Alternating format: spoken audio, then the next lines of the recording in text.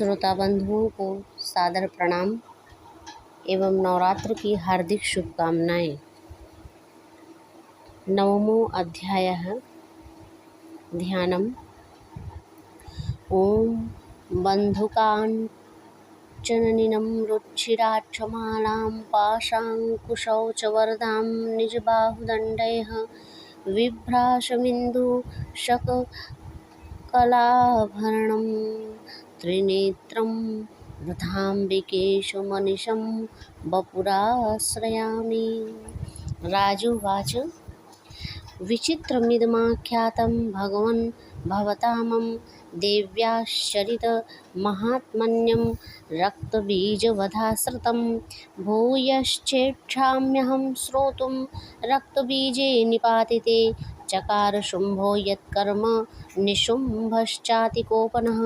ऋषिरुवाच चकारकोपम् अतुलं रक्तबीजे निपातिते शुम्भासुरो निशुम्भश्च हतेष्वन्येषु चाहवे। हन्यमानं महासैन्यं विलोक्यामर्षमुद्वहन् अभ्यगावन्निशुम्भोऽथ मुख्याया सुरसेनयां। तस्याग्रस्तथा पृष्ठे पार्श्वयोश्च महासुराः सन्दष्टौष्ठपुटाः क्रुद्धा हन्तुं देवीमुपाययुः। आजगां महावीर्यः शुम्भोऽपि स्वबलैर्वृतः निहन्तु चण्डिकां कोपात् कृत्वा युद्धं तु मातृभिः। ततो युद्धमतिवासीत् देव्या शुम्भनिशुम्भयोः शर्वर्षमतिव्योग्रं मेघयोरिव वर्षतोः। चिच्छेदास्तां क्षरां स्ताभ्यां चण्डिका स्वशरोत्करैः ताडयामास चाङ्गेषु शास्त्रौघैरसुरेश्वरौ। निशुम्भो निशितं खड्गं चर्मचादाय सुभ्रमम् अताडयन्मूर्ध्नि सिंहदेव्या वाहनमुत्तमं। ताडिते वाहने देवी क्षुरप्रेणासिमुत्तमं। निशुम्भस्याश्रुच्छेदचर्म चाप्यष्टचन्द्रकं छिन्ने चर्मणि खड्गे च शक्तिं चिक्षेपसोऽसुरः।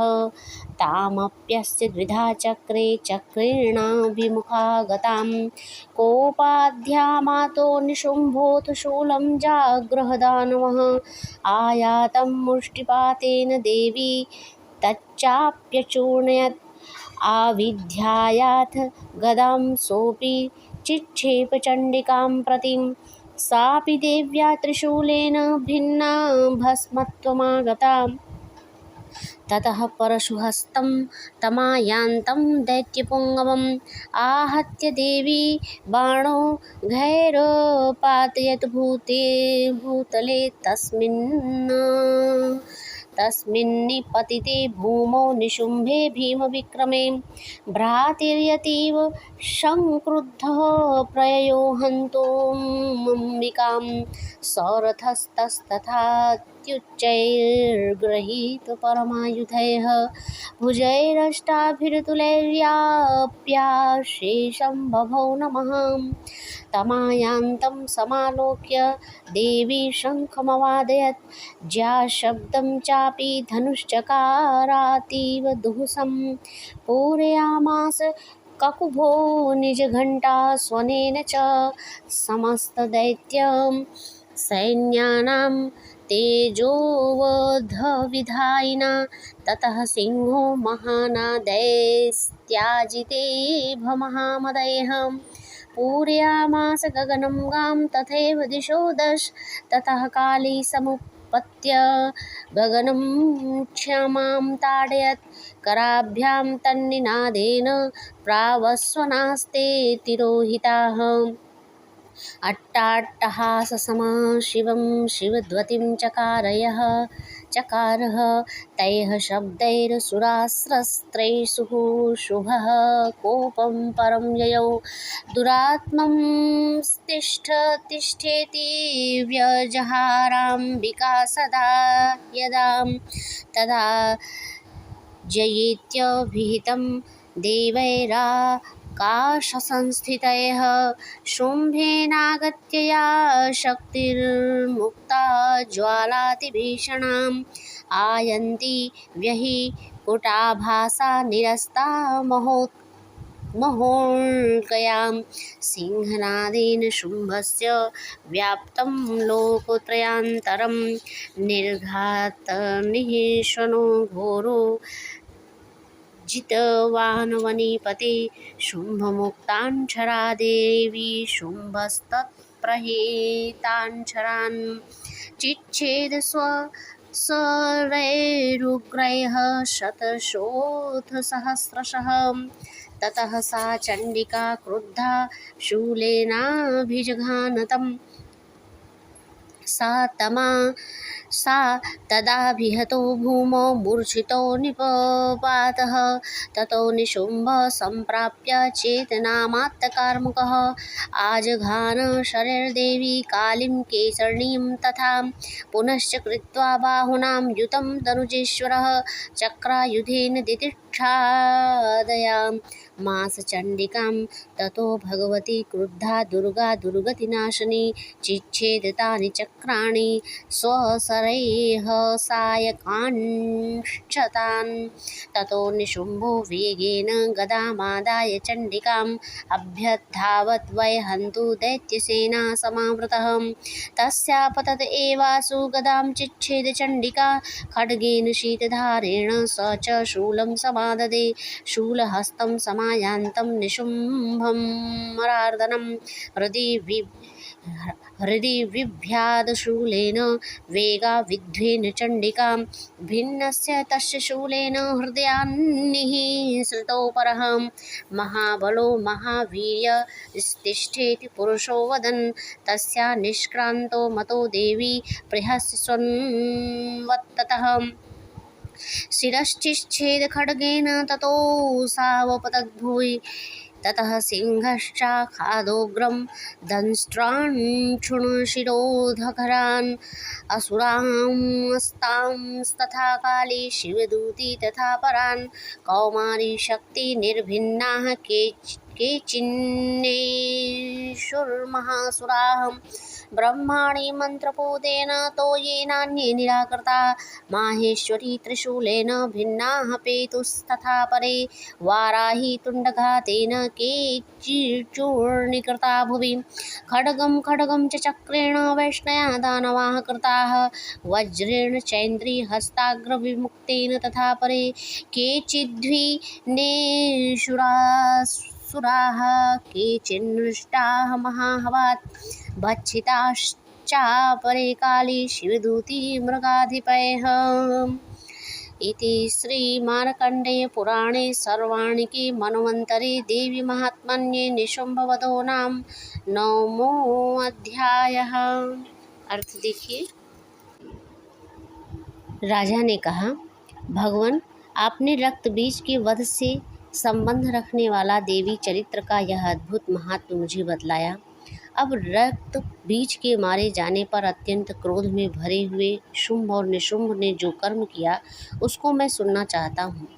ऋषि कहते हैं, राजन, युद्ध में रक्त बीज तथा अन्य दैत्यों के मारे जाने पर शुंभ और निशुंभ के क्रोध की सीमा न रही। अपनी विशाल सेना इस प्रकार मारी जाती देख निशुंभ अमर्ष में भरकर देवी की ओर दौड़ा। उसके साथ असुरों की प्रधान सेना थी। उसके आगे पीछे तथा पार्श्व में बड़े बड़े असुर थे। क्रोध से ओठ चबाते हुए देवी को मार डालने के लिए आए। महापराक्रमी शुंभ भी अपनी सेना के साथ मात्र गणों से युद्ध करके क्रोधवश चंडिका को मारने के लिए आ पहुंचा। तब देवी के साथ शुंभ का घोर संग्राम छिड़ गया। ये दोनों दैत्य मेघों की भांति बाणों की भयंकर वृष्टि कर रहे थे। उन दोनों के चलाए हुए बाणों की चंडिका ने अपने बाणों के समूह से तुरंत काट डाला और अस्त्र समूहों की वर्षा करके उन दोनों दैत्यपतियों के अंगों में भी चोट पहुंचाई। निशुंभ ने तीखी तलवार और चमकती हुई ढाल लेकर देवी के श्रेष्ठ वाहन सिंह के मस्तक पर प्रहार किया। अपने वाहन को चोट पहुंचने पर देवी ने क्षुरप्र नामक बाण से निशुंभ की तेज तलवार तुरंत ही काट डाली और उसके ढाल को भी उसके 8 चांद जड़े थे खंड खंड कर दिए। ढाल और तलवार के कट जाने पर उस असुर ने शक्ति चलाई, किंतु सामने आने पर देवी ने चक्र से उसके भी 2 टुकड़े कर दिए। अब तो निशुंभ क्रोध से जल उठा और उस दानव ने देवी को मारने के लिए शूल उठाया, किंतु देवी ने समीप आने पर उसे भी मुक्के से मारकर चूर्ण कर दिया। तदा उसने गदा घुमाकर चंडी के ऊपर चलाई, परंतु वह भी देवी के त्रिशूल से कटकर भस्म हो गई। तदनंतर दैत्यराज निशुंभ को फरसा हाथ में लेकर आते देख देवी ने बाण समूहों से घायल कर धरती पर सुला दिया। उस भयंकर पराक्रम भाई निशुंभ के धराशायी हो जाने पर शुंभ को बड़ा क्रोध हुआ और अंबिका का वध करने के लिए वह आगे बढ़ा। रथ पर बैठे ही उत्तम आयुधों से सुशोभित अपनी बड़ी बड़ी अनुपम भुजाओं से समूचे आकाश को ढककर वह अद्भुत शोभा पाने लगा। उसे आते देख देवी ने शंख बजाया और धनुष की प्रत्यंचा का भी अत्यंत दुस्सह शब्द किया। साथ ही अपने घंटे के शब्द से जो समस्त दैत्य सैनिकों का तेज नष्ट करने वाला था, संपूर्ण दिशाओं को व्याप्त कर दिया। तदनंतर सिंह ने भी अपनी दहाड़ से, जिसे सुनकर बड़े बड़े गजराजों का महान मदचूर हो जाता था, आकाश पृथ्वी और 10 दिशाओं में गुंजा दिया। फिर काली ने आकाश में उछलकर अपने दोनों हाथों से पृथ्वी पर आघात किया। उससे ऐसा भयंकर शब्द हुआ जिससे पहले से सभी शब्द शांत हो गए। तत्पश्चात शिवदूती ने दैत्यों के लिए अमंगल जनक अट्टहास किया।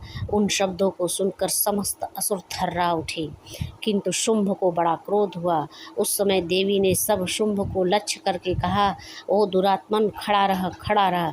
तभी आकाश में खड़े हुए देवता बोल उठे, जय हो जय हो।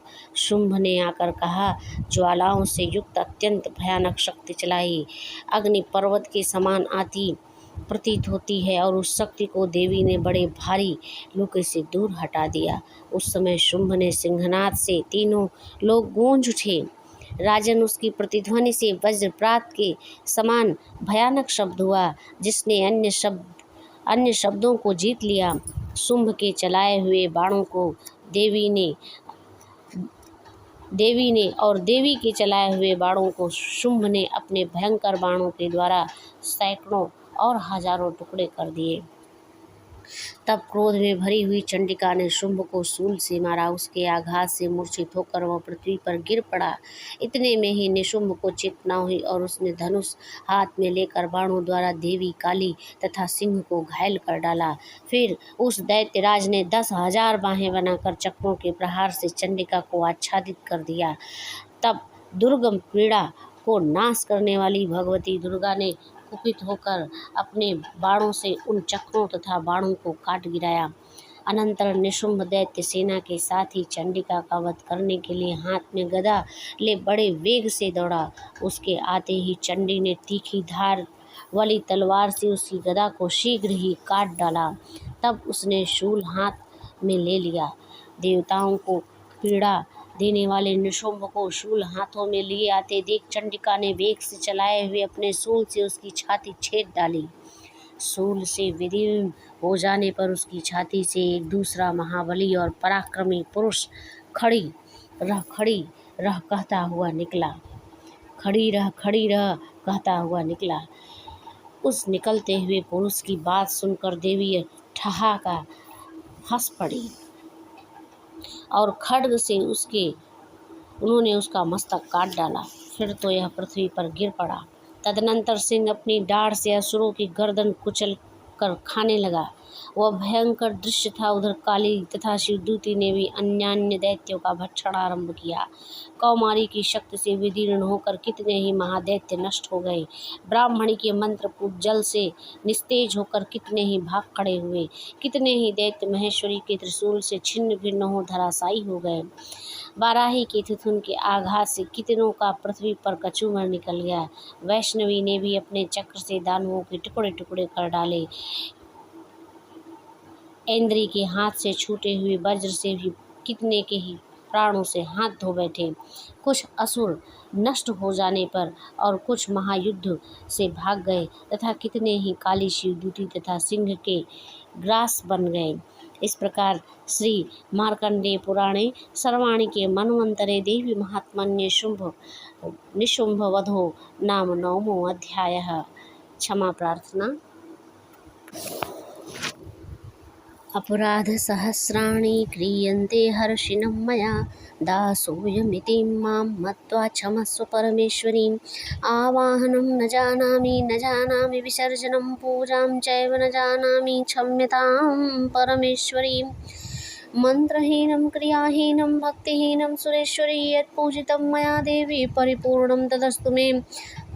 अपराधशतं कृत्वा जगदम्बेति चोच्यते यां गतिं समवाप्नोति न तां ब्रह्मतः सुराः।